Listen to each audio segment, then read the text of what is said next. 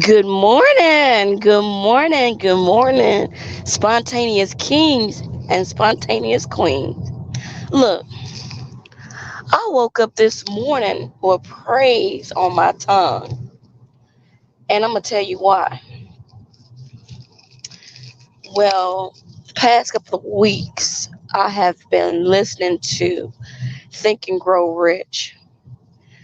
Without giving out too many details, I want you guys to go download Think and Grow Rich. I believe it might be on YouTube, or you can get it from the your Amazon. If you're Audible reader, you can listen to it. But I can tell a difference in myself today, and today is only the first day of many days, and I'm gonna tell you why. Now, the topic for today, before I forget, is: Are you willing to be uncomfortable? Are you willing to be uncomfortable? Whatever that uncomfortable is for you, are you willing to do the very things you said you wasn't going to do to get to the place that you know that you need to be? Now, for me, the reason why I woke up with praise on my tongue, thanksgiving in my heart, because I took the challenge, a 7 day challenge, and we can say it's a fast or whatever you want to say, whatever it is. But I took this challenge because I was married about, I'm going to say about six, I'm going on 7 years, right? And everything going into that marriage that I prayed for, I did every single thing. Prayed, I did this, I did that, right? Now, sometimes we go into something and it's not what we expected. So this 7 day challenge for me, or fast, was to, I'm not gonna say challenge God, but whatever I lost in that marriage. And hello and good morning. Show me, because I can't see who's alive right now listening, but I welcome you. The topic is: Are you willing to be uncomfortable? Hello, how are you doing today? So I'm talking about, are you willing to be uncomfortable? And for me, I'm doing a 7 day challenge for me. Now some people might say it's a fast, but I'm gonna tell you the gist of it, what I'm doing. Now I was married about six going on 7 years, and sometimes going inside of a marriage or a relationship, it's all peaches and cream, but when you get in the middle of it or close to the end of it, it's not what you expected. So everything that I lost, or I think I lost in that marriage, right now I'm challenging God, and I'm turning that thing back to God and say, look, God, you said that you was gonna do this, you're gonna do this and do this. So you got 7 days to give me back everything that I'm asking for in return, plus more. So that's the challenge that I'm doing. And I'm going to get into detail. Now, you don't have to be a certain religion to do this, but for me, I am doing this very thing is I have a mustard seed. You understand? Um, I have a prayer candle. I'm doing a spiritual bath. I'm I added some things to it. I'm doing a spiritual bath, a cleanse. I am fasting with, for me, because I'm working all day, so I am doing a cleanse to cleanse myself out internally and externally. I am eating, choosing to eat more healthier, and this is all going to help out in the long run. This is only day one. Well, yesterday was day one, and I'm already feeling it. But on top of all of that, I'm adding prayer. Now that's a bonus right there. I'm adding prayer to it. So I'm gonna tell you right now, I can already feel the difference. It's only day one. I can feel the shift. I can feel the difference in my thinking already, and it's only day one. So I'm since I'm out here doing challenges in the streets. I want to challenge you guys. Whatever the thing that you're trying to reach or you want, or what goals you're trying to get to, I challenge you to do a 7-day challenge as well. So either you might have to give up something to get that, or what type of steps you're going to put in order to get that, you know, of everything that you want. And I have the type of bold faith that even though I'm telling you the steps, it's still not going to stop what I'm doing, because that's the type of relationship that I have with my source. And so I'm challenging you guys to get uncomfortable for 7 days. Or if you want to take it beyond the 7 days, by all means, do so. Whatever you feel comfortable doing, you do it. You don't have to do what I do. But what are you uncomfortable with right now? What is like, oh, I'm not comfortable in this situation. I don't like this situation. Now, what are the steps that you're going to do to get out of that situation? Now, I'm always going to put myself in a hot seat because I love using myself as an illustration, um, to help others. Now, it's up to you if you want to use my illustration to encourage you to move forward. Okay. But when I was in my marriage, it's some things that start to become to it was some say it's some darts start to begin to be thrown at the marriage. And guess what? One person cannot fight against those things alone. It takes two people. Good morning to everyone who's listening. We're talking about, are you willing to be uncomfortable? Right now I'm talking about a situation when I was in my marriage. And as I was in that marriage, and the darts will begin to be thrown, and it takes two people to face each other or face side by side to cast those things down, or work against those things. But unfortunately, I was the one doing that. And I'm gonna tell you, you get weary, you get tired, you lose strength, you lose mental capacity. All of that stuff, it comes against you and only you. So by 2018, I lost my job. Now I'm gonna tell you something that's funny though.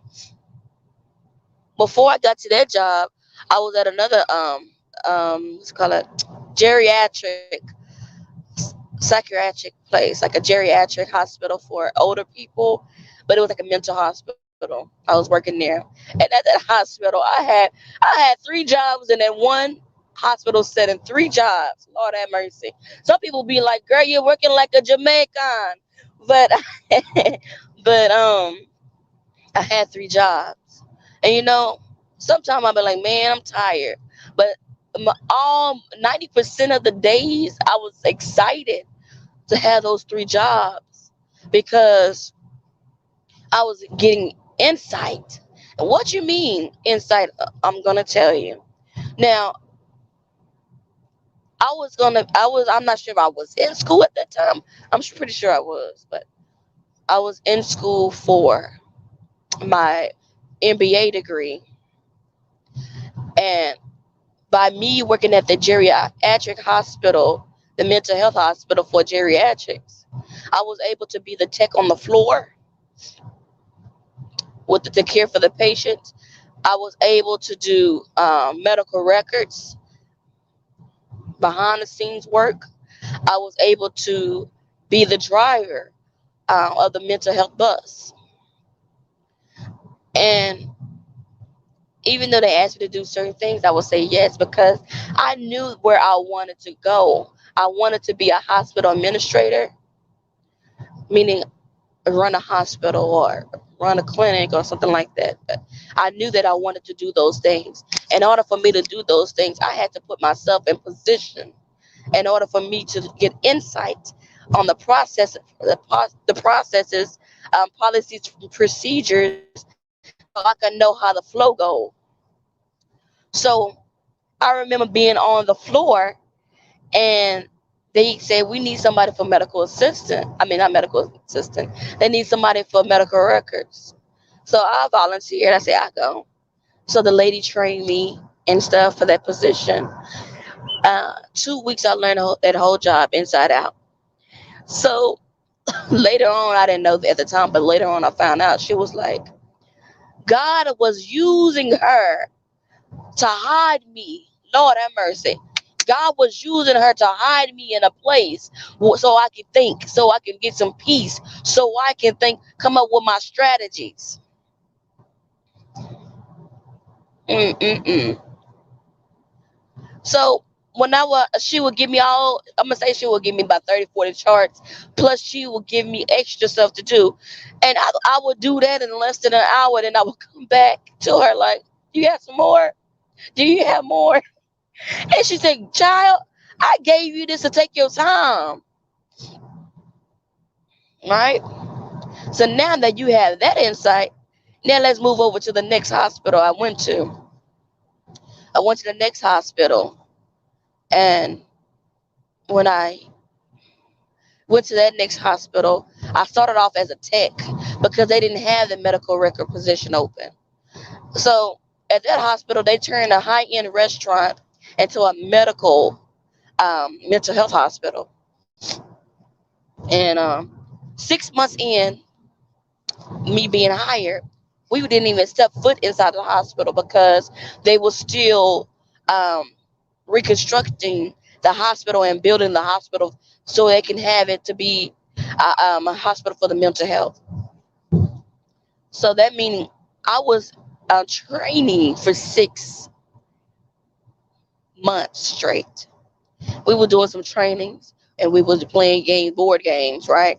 So pretty much I would get played to play board games.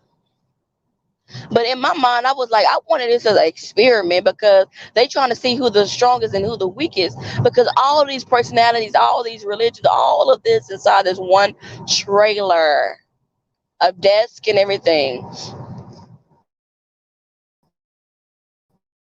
She is so funny, but I was so serious. Like, yeah. But I'm saying all of this to say was when I got to that hospital, I did not even have it in my mind that I was gonna be in the now it's not medical records now at this hospital. They call it HIM. Let me see if I can remember it. It's Health Information Management. And that's equivalent to IT. It's IT department, but it's in health. Let's say that. Health Information Management. Okay.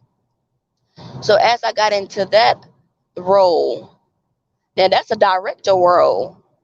That wasn't a tech role anymore. So now I'm talking with the doctors. I'm calling in the insurance. I'm calling the patient's follow up for the medication. I'm calling different stuff for that patient to make sure whenever that patient leave our care, that the care don't stop with us. It continue to go on. And I'm saying all of this because whenever I received my job, my ex-husband at the time received his full-time job. I think it either the full-time job. No, he received his temporary job in Irving in IT. I allowed him to go to IT because when you want somebody to be better, you're not gonna hold them back. Even though you love them, you can't be selfish. You don't want to hold them back of their growth. And I don't want to be the person that's holding somebody back from their growth. You understand? A lot of people might be selfish and say, "Oh, you need to be with your partner or whatever." But now I am gonna be with my partner and wherever where we're gonna go. But at the time, I was sacrificing, allowing him to go to Irving almost 2 years, a year, and stuff like that. But how he decide how he okay how he decided he's gonna take it and what lessons he gonna learn from it. It wasn't based on me. It was based on him now because I took everything off of me, my plate, and say, hey, I'm not gonna be selfish. I'm gonna be selfless, and then everything was put on him. So everything that he decided to do in my presence or outside of my presence, it's not a reflection of me, it's a reflection of him. So I'm saying all of this to say, are you willing to be uncomfortable? And every single day he was there, I was praying for him, covering him. Every weekend he come home. Every weekend I would pray and cover over him, making sure even when it was raining, the roads was slick, I made sure that that car was driving straight, praying for him in day and out. Sometimes I go to church on corporate. They call it on Fridays. We call it corporate praise. I'll be praying for him. I'll be praying for the whole family, going in on the in the spirit, slaying. But are you willing to be uncomfortable? So at that time, it was a double blessing because we both got jobs at the same time. When I say the same time, it was the same date. I got the job, he got the job. And when he got the job, let me tell you something. When he got that job, so he already had a degree from Africa in IT. And when he got here, it wasn't valid until he was getting his work authorization to work. And let me tell you what I did. He didn't ask me, but I did it. So when it was time for him to do those interviews, those phone calls, you don't, some of those times with an IT job, you don't go to the facility for an interview. You do a phone interview first sometimes, or do you do another second round interview for a video interview? So as he was doing his interview, your girl, I was getting the questions from the internet, feeding him the words so he can get that interview, so he can get that job. Are you willing to be uncomfortable? That's the type of stuff I do. You understand? So all that took place. I got that job. I'm not sure it was 2017 or 2000. I know that I lost my job in 2018.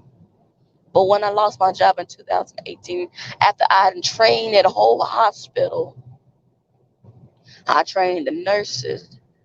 I didn't train the doctors because they was pretty much trained. They should have been trained though. I trained the techs. I trained the therapists. I trained the director of therapists. They didn't know, they were used to following the old system from their old job. And hell, matter of fact, the policies and procedures that they had came from their old job. They forgot to take the logo off. Come on now.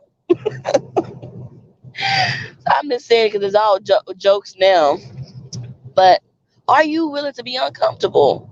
So at that time, as I trained the whole hospital and stuff, and then mind you, I was a tech. I was a tech in the hospital training everybody, because I took upon myself at the other hospital to learn the different policies and procedures and the flow of each department. Now, I was in the quality department as well. I was doing audits. So in the they call it medical records, but it's HIM, Health Information Management. I was the one doing the audits. So I'm trying to think. I think, well, I did audits every day though to make sure I was on top of my stuff, and I made sure I got the dictation notes for the doctor every day. Make sure he had that for the patients. Um, I made sure what to call it. I did the audit notes for the doctors and the quality assurance. So after I did my um like audit, then the quality assurance person did an audit over the department to make sure. It's not to make sure we hurt each other. No, it's we covering each other, we protecting each other. So whenever joint commission comes in, now joint commission works with, I'm not sure they work with the state or federal, but they pretty much come and do an inspection to see everything you said on the guidelines you're doing, everything that the government guidelines, policies, and procedures is adding up and it's equivalent to everything that you said you're going to do for these patients. And if you have Medicare, or Medicaid patients, it's certain guidelines that you have to follow. And they're looking for signatures of the doctors because they make sure every patient that comes in, they make sure they are seen after a certain amount of hours, and it have to be signed and dated. That date, it can't be past that date, and you cannot go back and backdate it. Okay. So with that being said, after I did all I could do, train the staff, then since I was a tech and stuff, you know what's crazy though? They was gave me the job to be the tech, but they wanted the direct. I mean, to be the director, but they brung in a director,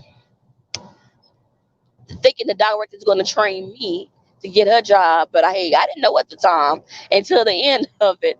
My position was a director, but they was using that other lady to train me. I didn't know at the time until one day she pulled my resume and she looked at my resume, and that's when all the attitude and all that stuff and the darts started being thrown at me and stuff like that. And long story short, I was pretty much training her while she trained me, but she really wasn't training me on the medical record stuff. She was just training me on coding stuff because I was going to go for billing and coding. That was a little side job I was going to do. So the building and coding, so whenever the doctors, or if you work at a hospital, any kind of hospital you can work at, any type of papers, when it comes from the materials from the papers or the tools they use in the hospital, they have a code for every one of those items. And that's how they build it. So whenever you leave from the hospital, you're like, well, I don't even recognize how much. I didn't recognize paying this much for it. No, the building and coding, they building you from everything that you use or everything that you touch. Even a box of Kleenex is a code for that. Okay? So I was learning that, and I actually have those books still. And I was learning that and stuff. That's what she was training me for. So long story short, her it was during the Harvey season, Harvey time. So my husband at the time and her husband was working in Dallas, and they didn't even know each other, but they just don't happen to work in Dallas and stuff. And she it was Harvey time, so it was flooding at that time, and she drove out there to be with him during the Harvey. So she left her car at the airport, so her car got flooded out. So it got really total. She couldn't use it anymore. So I took it upon myself to volunteer to take her home, to drive her home. Mind you, at that time, but it was close to, at that time, her husband came back home and he had a vehicle, but he didn't take her to work or pick her up from work. But that ain't none of my business. So I volunteered to take her home and stuff like that. And then her husband had lost his job. So I was just praying for them. I invited her to come to church and all that kind of stuff. Pretty much she would now after I done trained her whatever. And then I trained somebody else to come inside of the place. Now she using me to be a counselor. Now I'm counseling her, giving her therapy all day long. But a couple of hours after I get off, you want to expect me to make sure I get all these charts done and all that kind of stuff. But I already had all that stuff done anyway. So long story short, I told HR what's going on. But it sometimes is better to have an HR that's outside of the facility because they won't have any interest. It won't be interest. It will be just neutral. But that's my opinion. You understand? So I told the HR what was going on. I even wrote a letter because some of the things that I wanted to say I couldn't even get out. It was so much stuff. Let me tell you, I wrote almost like 11-page paper back and forth, letting her know all the things she had done. And then it was blew up in my face. And let me tell you why it blew up in my face.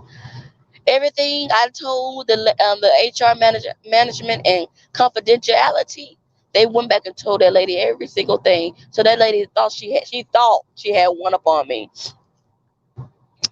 And so I lost my job. Now that woman tried to yell and scream, but baby, I was at that point like I ain't taking no more shit. I'm say that because it just came out. It came out naturally. I ain't taking no more. I said, hold up, wait a minute. You're not gonna yell at me. If you want me to do my task, I will do that. But you're not gonna yell at me. You're not gonna raise your voice. I am not your kid. You're gonna be respectful. And then she kept, because she knew the HR manager was next door. And this woman's drama. She was, why are you yelling at me? Started screaming like, what the? I'm like, what the hell? So now that lets me know they got a hidden camera in there. And let me, nobody, not hidden camera, hidden device that can listen to you. Now, nobody told me that. The Holy Spirit told me that. I seen this girl woman performing, then the HR come in there performing.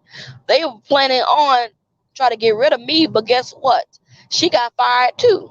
We both got fired because she got caught up in her stuff. All the things she did to the people year after year to get them fired, I was that one to say I'm not taking no more, and you're not gonna do this to another person. They try to get me on insubordination, insubordinate. I mean, talking back or whatever, and disturbance. But that wasn't me. Now I'm telling you, if you push a dog, he pushes. So I'm saying all this to say, are you willing to be uncomfortable? So during that time, I believe it was in 2017, Spontaneous Queen was born. I and mind you, all the fault that she tried to say that I was doing, that lady still wanted to be in business with me, and she got mad because I was like, "Oh, God didn't tell me to be in business with me and start hospitals and day habs and stuff," because she knew I had the knowledge. She knew I was going to school with it. She was trying to prostitute my gift for her financial gain. But the type of spirit that she carried, I wasn't going to allow that.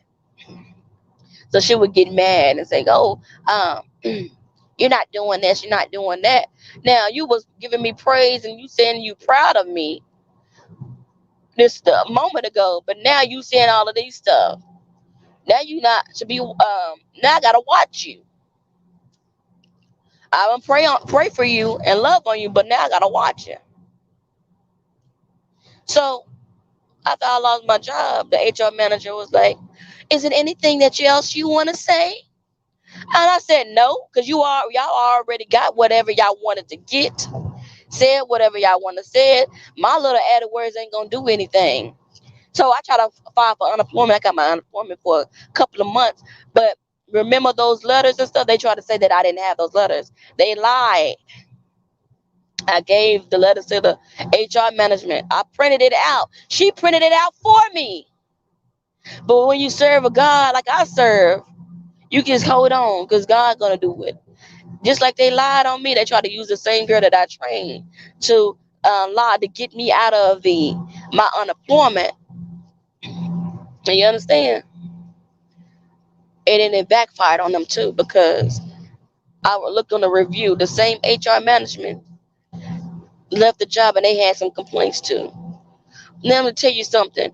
If you're gonna be in a position to help people, you help people. If you say we equal, you treat everybody you equally. I don't care if you have $1,000 extra than that person, $1,000,000 extra than that person, $20,000, whatever the case may be.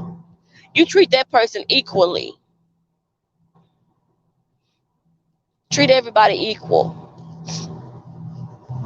Because you never know the very person that don't have it. It could be the very person to be the one to save you or to be the one to get you out of the situation that you got to get out of.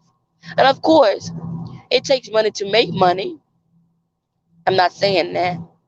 It takes money to get you where you need to go. But make sure the words that you say you're going to do, you stand on those words. You be the woman or the man of those words. Be the woman or the man of your word. If you say you don't not gonna do this, you don't do it. If you okay, I'm going a different direction. Let me pull myself back on topic. But you say you're gonna if you say you're gonna do it, do what you say you're gonna do. Are you willing to be uncomfortable? So I lost my job. And at that point, I didn't want to even be at the house by myself because I gave my all to this job. I stayed overtime after the job, getting the charts ready for joint commission.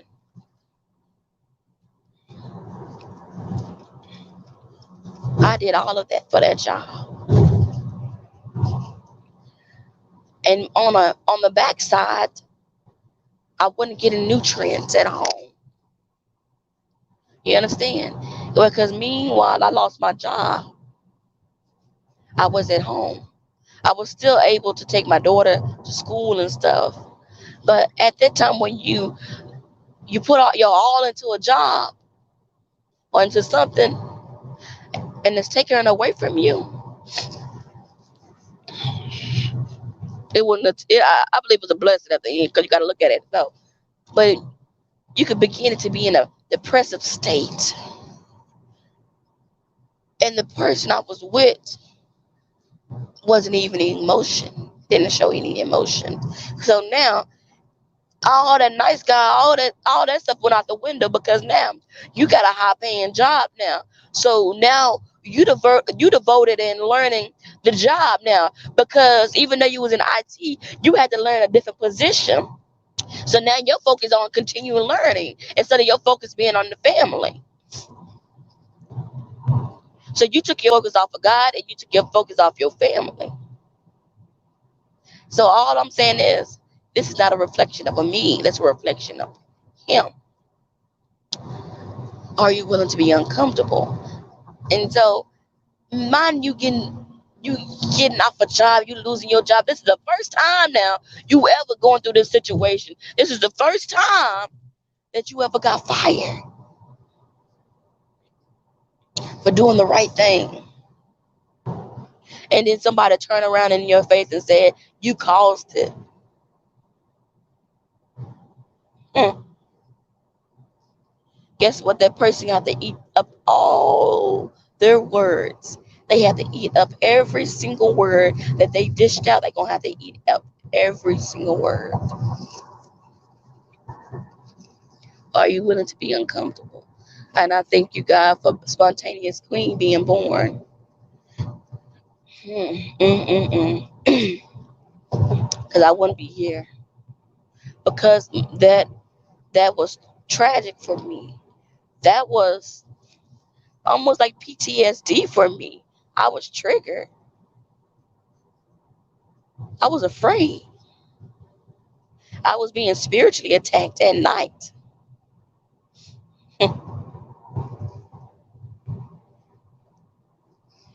I was in an apartment by myself with my daughter, Monday through Friday, while my partner was in Dallas, living the best life of his life.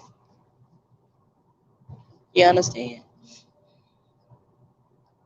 But now I'm living the best life of my life now. I don't regret anything. I don't regret it. Okay? Are you willing to be uncomfortable? So as I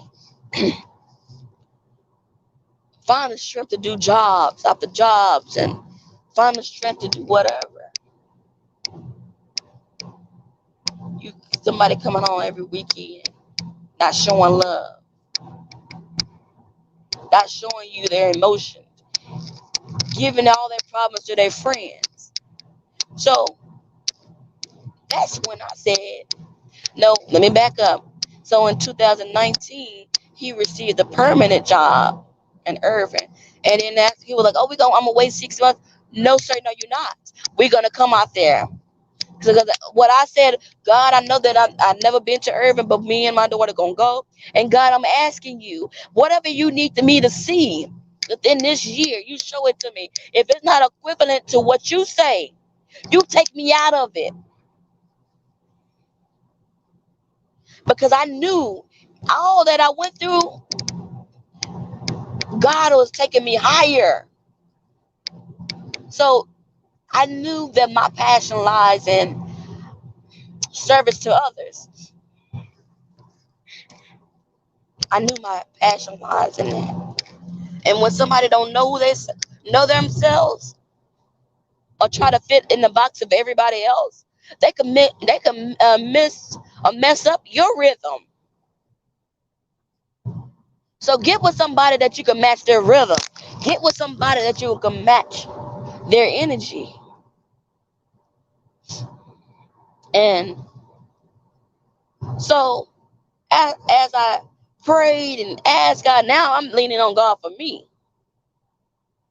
Because God was revealing and showing me the red flags now. Because now we living together full time, baby. Oh, I've been seeing it, but now it's clearer. So that person has to give an encounter to what he chose to do because he made a choice.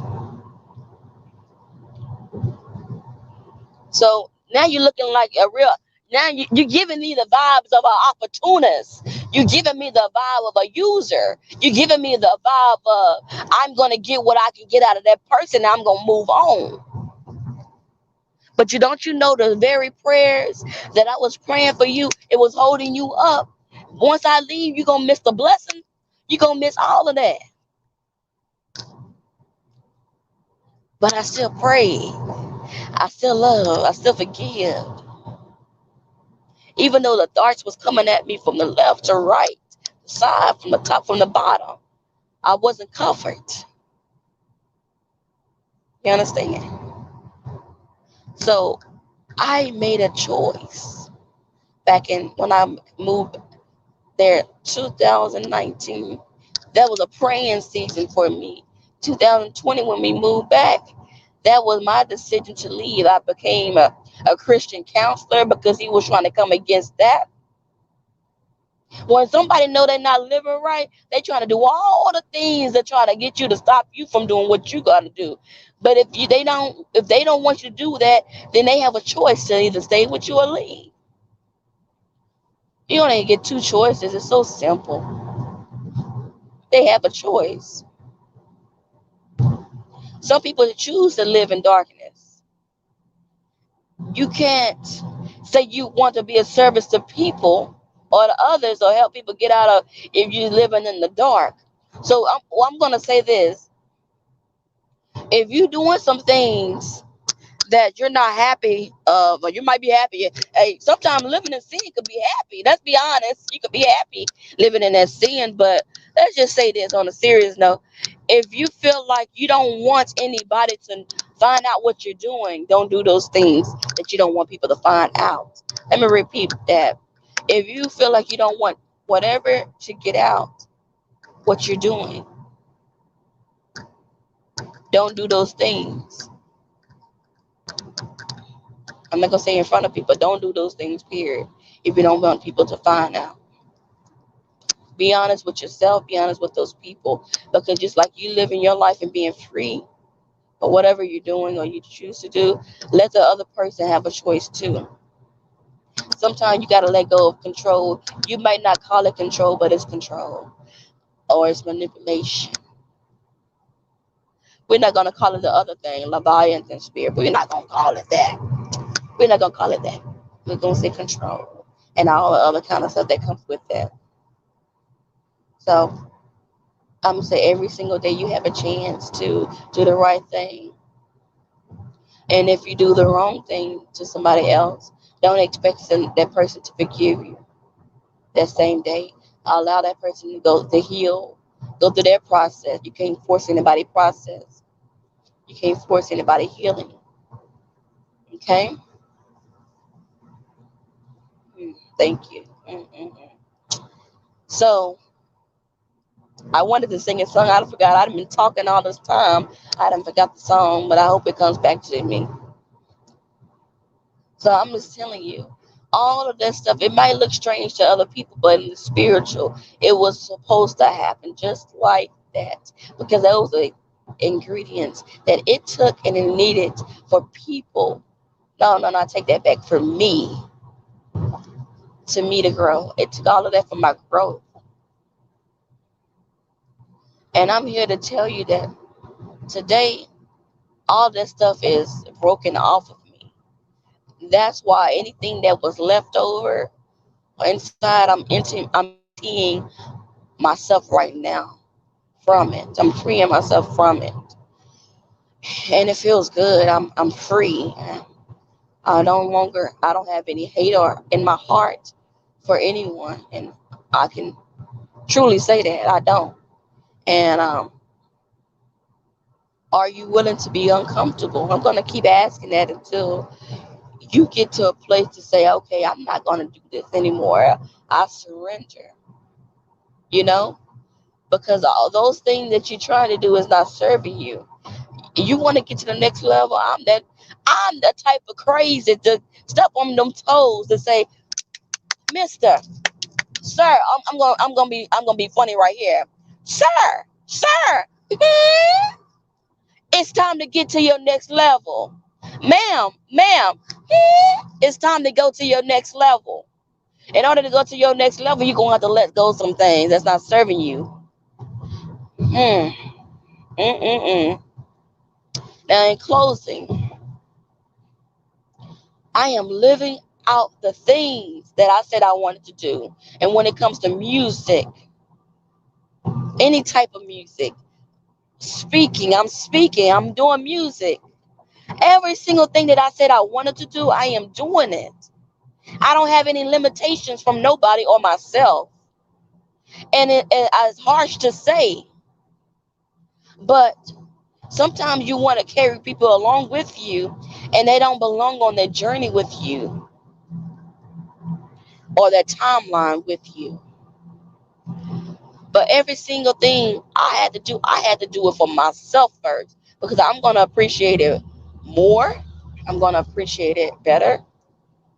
But when I get on the same wavelength as someone else doing the same thing as me, now the person that I'm going to be union with, a partner with, now it's not like not an everyday joker. Now this person have to be in line with my purpose, align with my mission, align with my vision, and I have to be aligned with them as well. Because now I know that my life is not my own anymore. I know that what I'm going to be doing is going to be in ministry, and it's going to be a different kind of ministry too. It's going to be a crazy kind of ministry. But I know the person I'm going to be with, or I'm with, has to line up to those things.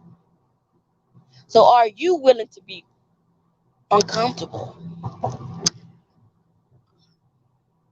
Write out a list. Take out a piece of paper right now. Do this exercise with me. Write on the top of the paper. Write your name. Write today's date. Like a school assignment, huh? Okay. Write the title. Are you willing to be uncomfortable? Write and another column. What are the things I'm going to do? Now, what are the things that's not serving me right now? Write that on the left side of the column. Now, put a line in between that column. Now, you can even number them from one to whatever that's not serving you, or what's hurting you, or what's stopping you, or what the goals that you need to get. And now, on the right side of the column, you can number it one to whatever, or you can put it A, B, C, or whatever you decide to do. Now, on that right side of the column, write everything that you want to do, everything that you're asking. Write everything down that you need, the steps that you need to do to accomplish those goals. I'm going to give you 7 days because I'm not going to say 21 days. I'm not going to do that right now because it has to grow upon you. It's going to take 21 days to stop a habit and to create a new habit. But I'm going to challenge you 7 days. And if you guys, it would be so nice if you can comment, come back to this video, or come back to this, whatever that you're listening to the platform on. Come back and say, I did it. You don't have to say what you did if you don't feel comfortable, but write on the piece of paper if you did it, if you did the 7 day challenge. Okay? I activate you to do that. Are you willing to be uncomfortable? What are the things you're going to do to get from uncomfortable? What are the things you're going to do to take those steps for you to be comfortable? We don't, oh, I'm not going to say that. Okay, but in closing, I want to say take out some time for you. Play the songs or the music it is to get you motivated again. Be like a kid in a candy store. Okay? Be like a kid going to Disney for the very first time or going to the fair and ride on the rides. Be that kid again. Live your life out to the full capacity, withholding nothing. Be empty, withholding anything. Are you willing to be uncomfortable? I'm asking you that, but you have to ask yourself that. And then once you do that 7 day challenge and you accomplish everything that you want from that challenge, you're gonna receive the victory. I'm saying all this because I'm leading into something. See, hallelujah, you have won the victory. Come on, y'all. Hallelujah. You have won it all for me. Death could not hold you down. Mm. You are the risen King. Yeah. Exceeding majesty. You are the risen King. Mm-mm-mm. I'm going to leave it at there. I know when God says enough. I know when He says be quiet. So I'm going to leave it at that. This is Arshia, known as Spontaneous Queen. And guess what? Today is only the beginning of your happiness. So you will have a good day. You shall have a good day. Be bold in who you are. Spontaneous Queen.